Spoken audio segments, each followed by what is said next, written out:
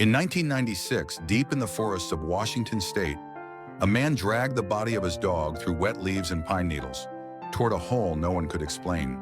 The pit yawned open like a wound in the earth, wide enough to swallow a truck, dark enough to erase sound. Without ceremony, he pushed the dog in. There was no echo, no thud, just silence as if the ground had inhaled. That night, neighbors reported something impossible. A dog stood in front of its owner's house. It looked unharmed, clean, alert. But when the man stepped onto his porch and called its name, the dog backed away. Its eyes never blinked. Then it turned and vanished into the trees. People laughed it off at first. Grief does strange things to memory, until it happened again. The hole had been there for decades, hidden on private land near a small mountain town. No one knew who dug it or when. Locals used it as a dumping place, broken appliances, scrap metal, things too heavy or inconvenient to deal with. Once something went in, it never came back up. Except now it did. The land's owner, a quiet man with a habit of asking too many questions, decided to measure the pit. He returned with rope, weights, and a notebook. He fed line into the darkness for hours. When the rope ran out, it still hadn't reached the bottom. Over 4 kilometers deep, and still falling. Soon after, a friend's cat died. They lowered the body into the hole. That night, the cat was seen sitting on a fence near its old home. A farmer, skeptical and angry, threw the carcass of a dead calf into the pit. By morning, the animal was back in the field alive, breathing, standing in the fog. By the next evening, it was gone again. The farmer claimed he saw it being dragged away by something walking on 2 legs, with hooves that didn't belong to any animal he knew. Fear spread faster than reason. Animals refused to go near the pit. Horses panicked. Dogs whimpered and pulled at their leashes. People began to say the hole didn't return the dead it borrowed them. And when it was finished, something else came to collect.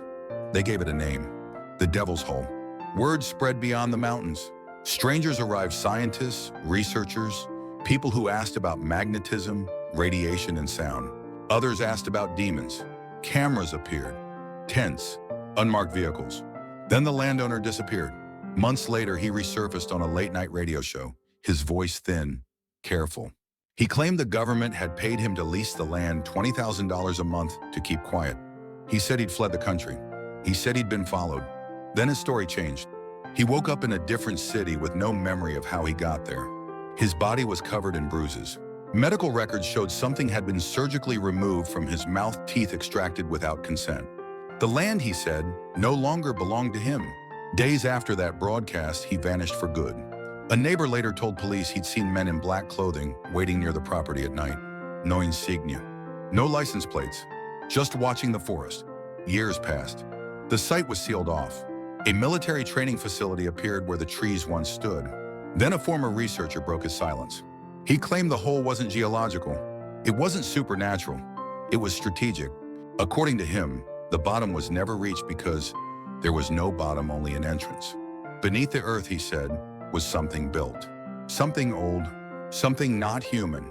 He presented a satellite image as proof, a public map with one location deliberately erased, a white scar where data should have been. Places the government doesn't want seen are often hidden that way. The Devil's Hole remains inaccessible now, guarded and quiet. No more animals return. No more stories leak out. And the man who first told the world about it has never been found. Some say the hole doesn't just bring things back. Sometimes it keeps them. The truth is still down there, buried in the dark. If this story held your attention, subscribe and like, and turn on notifications to join us for the next mystery. We'll be back with another story that refuses to stay buried.